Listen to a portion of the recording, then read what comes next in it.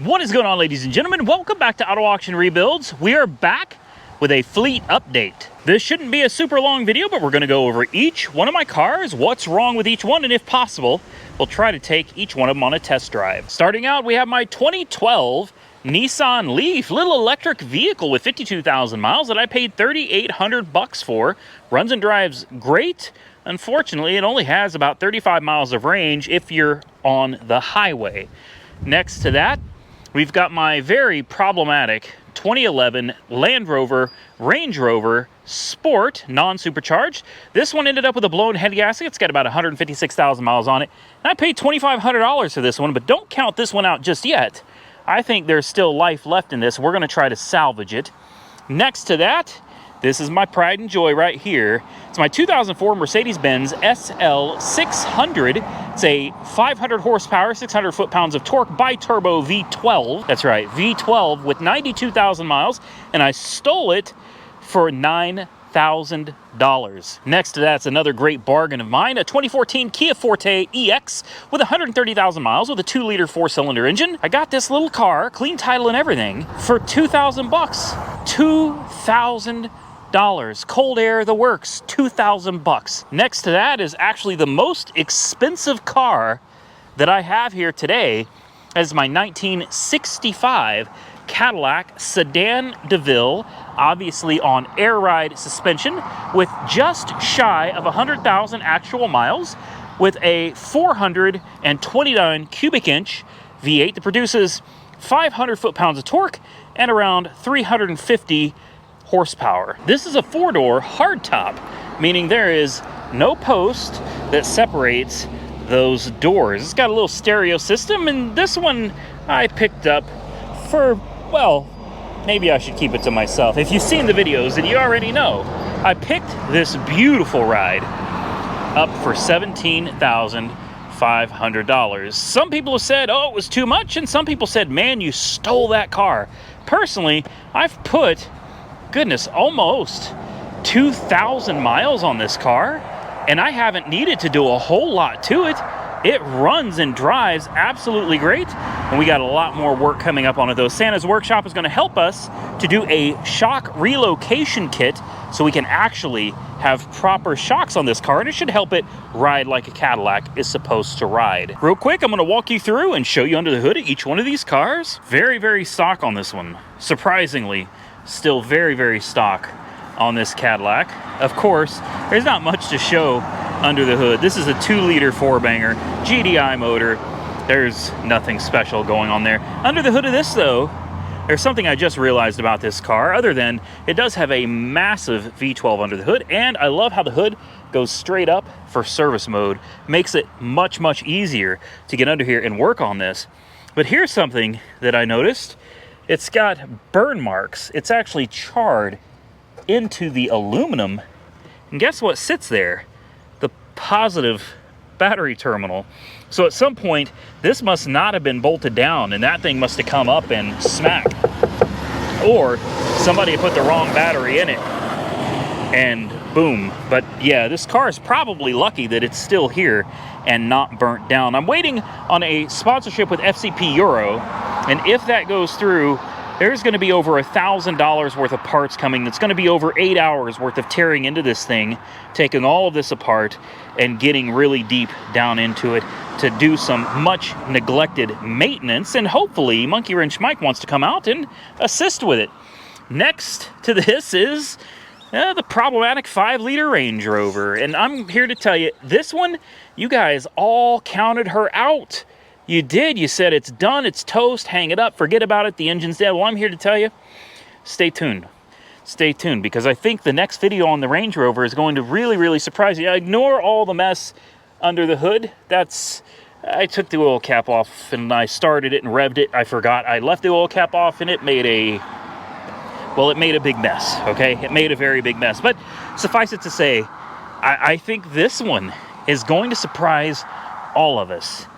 Under the hood of the Nissan Leaf, well, I don't know what that is. A generator? Lots of orange cables. It's An inverter? I don't know. There's coolant pumps and there's all kinds of fluids and lots of high voltage lines under here. Sorry for that. Couldn't tell you what any of this is. I could tell you this though. It's not an engine. This is not an engine. So yeah, there's that one. So that's under the hood of all of my current cars. Now we need to take them all for a ride. Well, that one's questionable, but we're gonna try to take each one of these for a quick ride. And we'll start the journey with the 2012 Nissan Leaf. Only makes sense. It's probably, no, yes, no, I don't want to admit that. Nissan is not exactly synonymous with good quality, you know what I mean? But I'm going to tell you this, it has 58,000 miles on the odometer. And I'm here to tell you, for 2012 and 58,000 miles, this little car, she's a good one. All right, we're going to take the old girl for a quick cruise. It's got 37 miles on the odometer. Well, 37 miles of range, I should say, not on the odometer. 37 miles of range. We're not going to go too far with any of these cars. Just kind of showing you guys that, hey, they run and they drive and they're not heaps of junk. I actually have, for the first time in a very long time, quite a collection of really nice little cars. Now, what can you do with a Nissan Leaf that only goes 35-ish miles? Yeah, I don't know. For me, the car is pretty much worthless at that point, but I'm here to tell you, she runs, she sounds great, and I guess it should. It's only got 50-some thousand miles on it. Can I get through down here? No, I cannot. I guess I got to turn around up here. It's a very quiet car. It's surprisingly comfortable, although the aesthetics leaves something to be desired. Personally, I love the way it looks. I think it's a cool little car. And a lot of you have said that no. You've said just no. It's not a good looking car at all. But I feel like for $3,800, winning bid, $4,100 out the door, hey, what do you expect, man? The little thing runs and drives, and it's quiet. It's so comfortable. This is a decent little car for the money, and I have no doubt when it's time to put it up for sale, which is probably coming up very, very soon, I think the little car will hopefully bring my money back, and I think it'll make somebody a great little commuter car. All right, next on my list, we'll go ahead and take the Caddy out for a spin. I actually drove it down here today. Boy, it's covered in bug guts. Look at that. This poor car. I have, honest to goodness, been driving this car every single day. I have put close to 2,000 miles on the old girl, and she just keeps taking it, man. She'll take whatever you throw at her. She doesn't care. It's a big behemoth boat, and she loves to eat miles, guys. Seriously. There it is. There it is. Turn all those lights. Let me get buckled up. We'll take this bad boy out for a spin. All right, let's take this old girl out for a spin. Definitely some suspension work that needs to be done. But I mean, she'll get down the road just fine. It's relatively smooth. It has no problems getting up to speed. It has no problems getting on the highway or hanging with all the other cars. None at all. But it has no shocks. And there's a clunk or two in the suspension when you're taking off from a dead stop. I don't know what that is, but it's something we definitely need to look into at some point. Speedometer works, odometer works, fuel gauge works, temperature gauge works, headlights, like just about everything on this car works, other than the air conditioning and the blower motor for the heater. I'm gonna turn this thing around right quick. Brakes feel great, four-wheel drum brakes. This is actually a very, make sure we're not gonna get run over here. This is a very nice old car. Not perfect, but I mean, look at it. She'll get up to speed, no problem. I'm not flooring it or anything. Just very reasonable. It's got a 3-speed automatic transmission. Its average has been about 10.5 miles a gallon, but I think it's a little better now. I adjusted the carb some. I've made some changes, and it seems like it's getting a little bit better fuel economy than it was before, but I won't know that for sure for probably another couple days. It does pass everything but a gas station, guys. It's like a rolling couch, and everybody looks at it. People will stop to talk to you at the gas station. They'll honk at you going down the road. They wave at you. Like, people really appreciate this old car. There's tons of cars on the road way better than this, way nicer than this. But I think you get so used to seeing your common, you know, Chevelles, Camaros, Mustangs, your Cuda. I mean, okay, Cuda's a little more rare, but you know what I mean? You see all these cars, and they're all beautiful, nice cars, for sure. But it's kind of refreshing sometimes to see something that you just don't see on the roads. It's kind of a forgotten car. Nobody typically goes out and buys a Cadillac. Nobody's out looking for an old Cadillac like this. Well, I am. I love the old boat. We are going to get her back to the house. So we're going to put her in the shop. As you can see, it's trying to rain on us. I don't want to leave this out in the rain. I am leaving for my uncle's funeral. Oh, please move. Thought I was going to hit those birds. I'm leaving for my uncle's funeral early in the morning. And I'm going to put this car in the garage down here, and I'm actually going to drive the SL 600 home because it's smaller and it'll fit in the garage there a little bit easier. All right, that clunk. It's got a clunk every now and again. I think it's from the left front, but I'm not even 100% sure on that. Let's get her into the shop. God, it is such a, whoops, such a big car. Oh, I scraped a little bit. Hey, I must have it. I must have it sitting pretty low, I guess. There we go. Listen to that.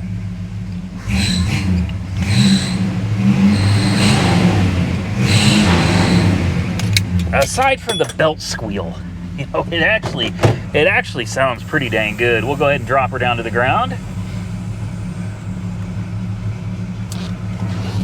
There we go. It's just a boat, man. This car, probably my favorite, if I'm being completely honest. I really love this car. I don't know yet what I'm going to do with it. I haven't decided if I'm going to keep it, if I'm going to sell it. I still haven't even decided if I'm power touring this car. I did buy the tickets, so we at least have the tickets for power tour. Monkey Wrench Mike and I, we're going to do the power tour. Oh, that headlight's out. It's brand new. It's a brand new headlight. There we go. There we go. Hey, you know how these old cars work. You just give them a tap and come right back to life.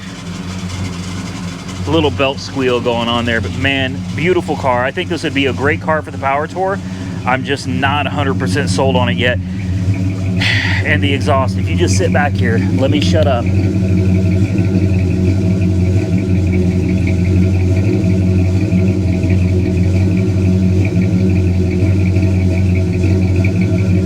It's beautiful. It's beautiful. It's filthy, but man, what a beautiful old ride this is. Next on my list, well, the 2014 Kia Forte EX. You guys have missed the video on this. I think I've only done one video so far. I've had a lot of time. Oh, I left one of my tools under the hood. I'm glad I came back to this car because I'm gonna need that extension later. Let's jump in it. If you haven't seen this car yet, well, it's not much to talk about, really. It is a very nice little car with one little teensy problem. You hear that? Hear that noise? Listen.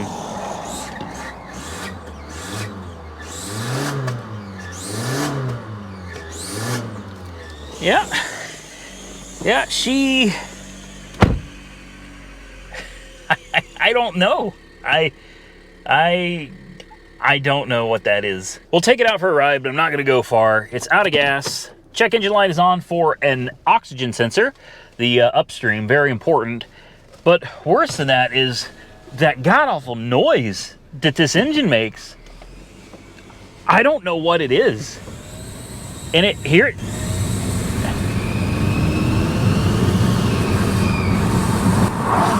It just screams. And I don't know. I'm gonna roll that window up. I don't know what it is. I have been up and down all over this engine, and I don't see anything causing the squeal, but I've had some time to think about it. And I got to thinking, maybe, just maybe, it's not the engine. What if it's around the transmission, like the torque converter? It could be. It could be a bearing for the input shaft. It's definitely not anything with the output shafts. It's got to be a torque converter slash flywheel something. Something is going on. Hell, maybe a bolt had started just slightly backing out and it's rubbing. I don't know. All I know is it makes horrible noises. It doesn't affect the way it runs. It doesn't affect the way it drives. But it's almost unbearable, the noise it makes. So I guess that's the reason I got this wonderful little low mileage car for $2,000 with a clean title. And that leaves us with the last two, my luxury car collection, all two of them, the Range Rover and the SL 600 V12. This little car right here, it's definitely got a few problems, and I can tell you right now, I've got error codes for map sensor and boost pressure sensor. You got to take all of this off. It's all screwed in. But once you get under here, each one of these intakes has a boost pressure sensor in it. The map sensor sits underneath this cover right here as well. So I'm going to replace all of those. Next, we seem to have routine problems with cylinder misfires on the passenger side, which could be the coil driver module. It could also be the coil pack itself. It could be worn out coil insulators. It could be the fact that it's got 92,000 miles on it, and it probably has never had spark plugs done. It also has leaking valve cover gaskets. So there's quite a bit to do here. On this side, we've got a ball joint that's almost completely shot. It's about to come off, so we need to redo the suspension, the lower suspension on the driver's side. There's the control arm that needs to be replaced with the ball joint. There's a separate ball joint that needs to be replaced in the knuckle, and there's another, for three, there's another control arm, like a torque arm thing under there that needs to be replaced as well. That side looks like it's doing all right, but this side definitely needs to be replaced. It also needs an oil change. The spark plugs are like $250 for this. There's 24 of them, and it's an 8-hour job to do it. It's one of those things with, if you're going to take and get into this engine to do the valve covers, the valve cover gaskets, you might as well just go ahead and do everything that's down there while you're at it, so you don't have to access it again. I think with a little bit of work, this car really could come back and be something really kind of spectacular. It also needs hood struts. There we go. It's definitely not in perfect cosmetic condition, but man, it is really good. It's really good. And when you consider these cars, you see them all the time at the auction. People are trying to get $20,000, $25,000 for them. I'm not going to say they're not worth it, but I don't know. I don't think I would spend that kind of money on one of these cars. You know what I mean? But for $9 grand and having to do a little work to it, oh, and the convertible top doesn't work. So I found the parts that I need to fix that as well, I think. So stay tuned, because if I can get that deal done with SCP Euro, well, there's going to be a lot coming on this one. One of my favorite things about this car is this push button right here on the shifter. I love that you can just, and the way it starts. And there's the ABC light. Well, that's nice. That light plagues every Mercedes owner that has an ABC suspension. Everyone, there's no exception to that rule, guys.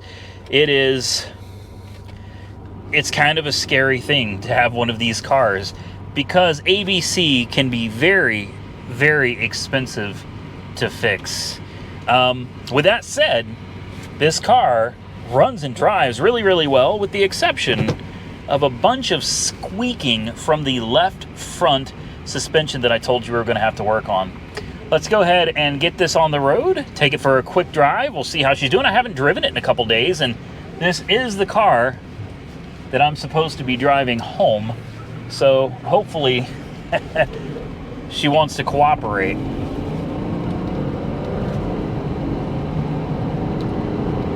down on power a little bit. She's a little wonky. That's the word I'm going to use for it. She's a little wonky. But it is a very, very sexy car. This car, I think, it's absolutely beautiful, man. It's another one that when people see it, they just can't help but look at it, you know? With that said, it's kind of sad that it looks so similar to any of the other SLs, you know, little V6s that are running around. It's relatively similar looking to those, so unless you really know, you would have no idea that this car is rocking a 500 horsepower twin turbo V12. But I know, and that's all that matters. It's a fun car. The thing with it is, though, if you try to floor it, it falls flat on its face. Like, it seems like the more throttle you give it, the worse it performs. If you're gentle on the throttle, she'll smoothly and very literal, it's a very smooth, just right down the road, unless you stomp on it. And then here, I'll stomp on it, and it's just kind of,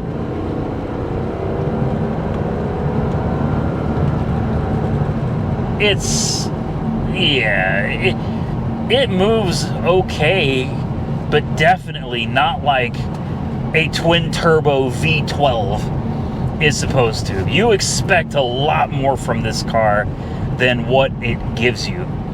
All right, we're gonna turn this bad boy around real quick, and we will get her back to the house. It seems like it's driving okay. I do want to check out the ABC. I don't see any more warnings on the dash. Normally it'll sit there and it'll just constantly complain. It's one of those things where it seems like it comes and it goes.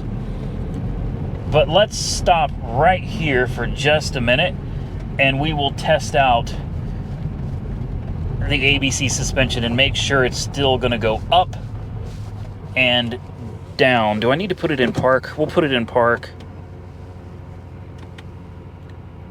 Yeah, it is not functioning. Nope, I push the buttons, it does nothing. But a lot of times, if you shut it off, start it back, there it goes. There it goes. Push it, and it'll say, ABC car is being raised. And you can hear it squeak. Then you push it again, and the car lowers back down.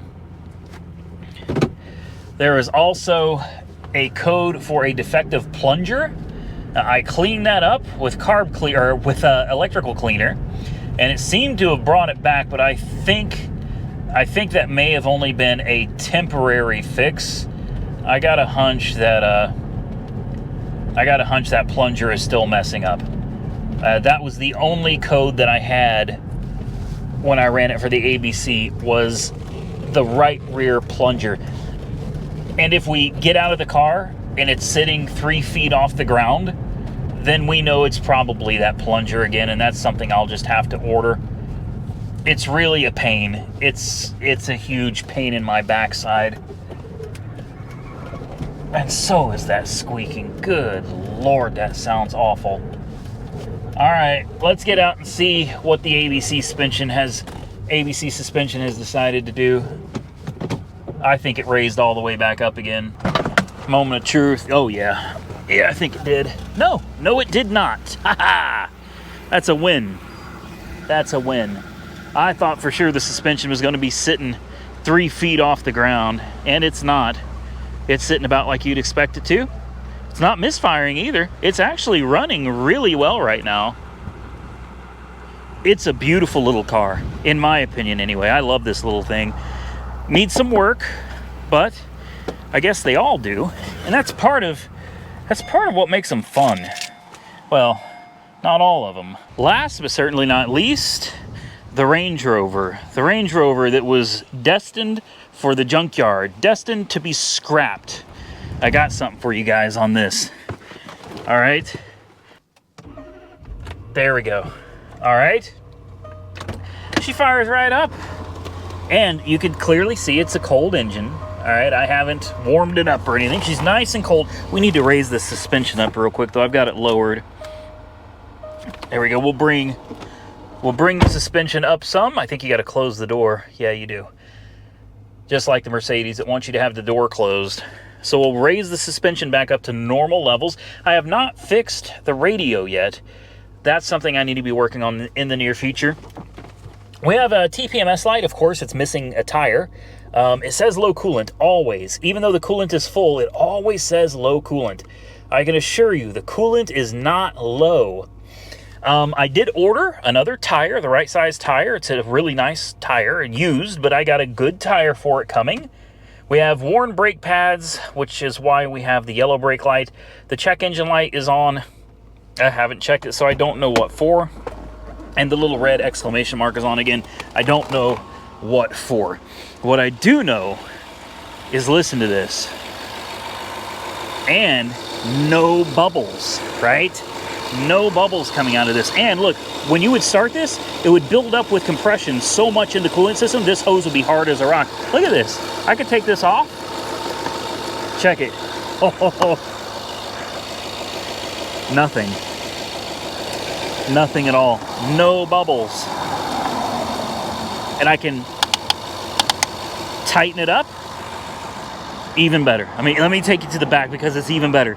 Back here, it used to just blow white smoke everywhere. Everywhere this thing would blow white smoke. Nothing. Nothing at all. So, the battery is still bad. That doesn't fix itself. But, the Blue Devil, man.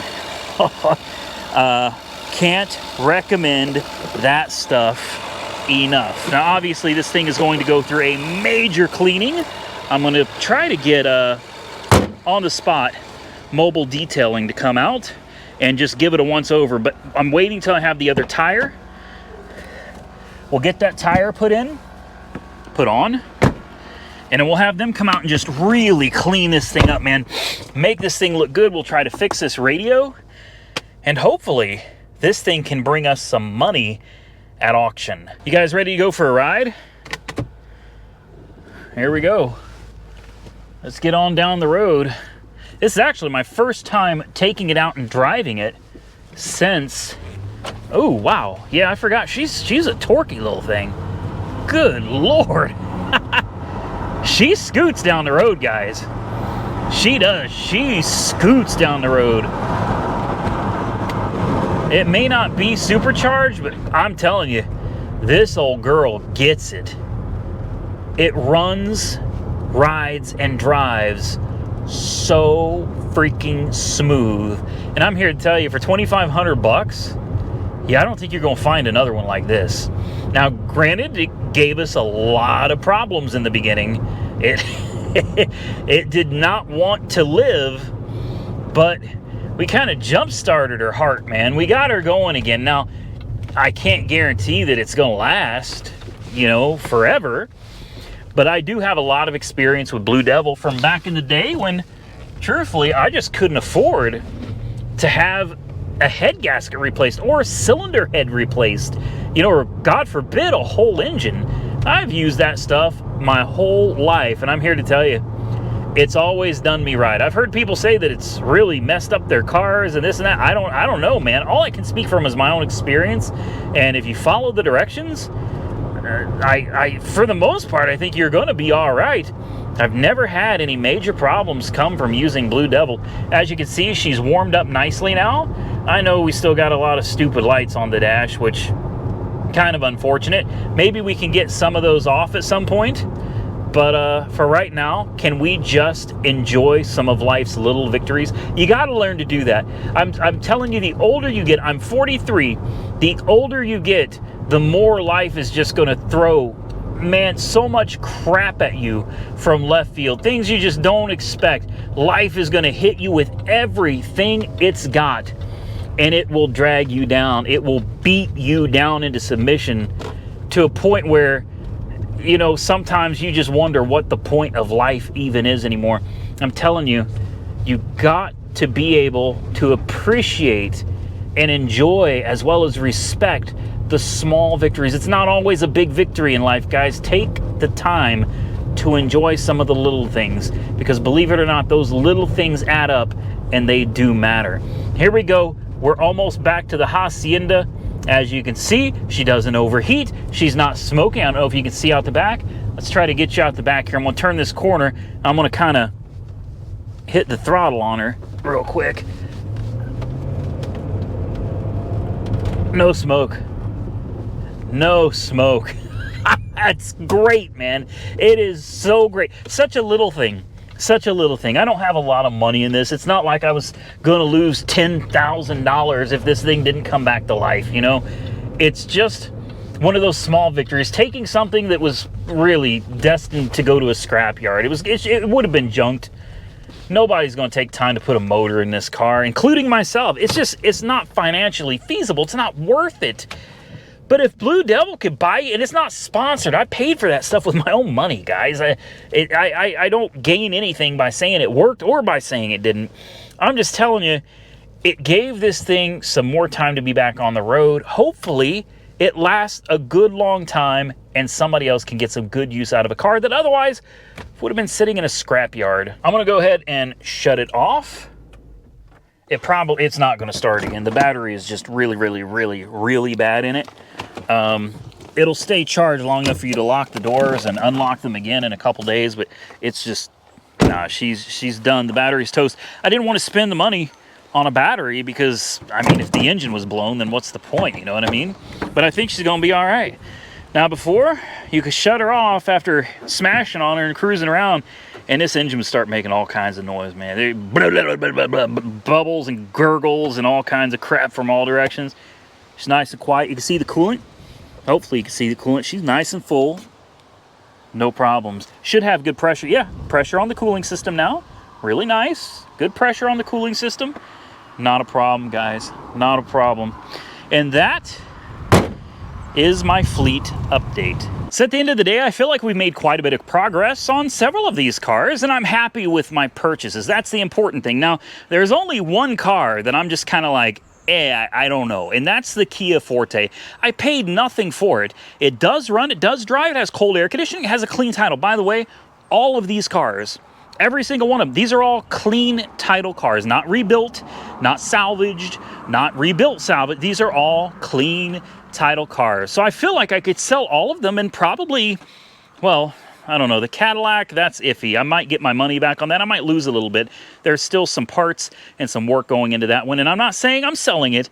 I'm saying that I'm considering it because there's one or two things I found that I'm kind of really itching for, but we'll get into that later. The Nissan Leaf, those don't tend to go for a lot of money, so if I'm lucky, I'll probably just get my money back on that one. But the Range Rover, for $2,500, surely I can get at least $35 or $45 back out of it, and we might actually make a profit on that. The little SL 600, if and when I decide to let that car go, assuming I can get it all back together and running and driving properly, I'm certain I can get more than $9,000 out of a clean title 90,000 mile SL 600. But again, that all depends on if we can get it running properly. With that, that is all of the cars. I hope you enjoyed today's video as much as I enjoyed bringing it to you. Definitely smash that thumbs up button if you enjoyed today's video. Drop your comments down below and consider subscribing to the channel if you're not already subscribed. Till next time, stay safe out there, everybody. I look forward to seeing you all again very soon in the next one.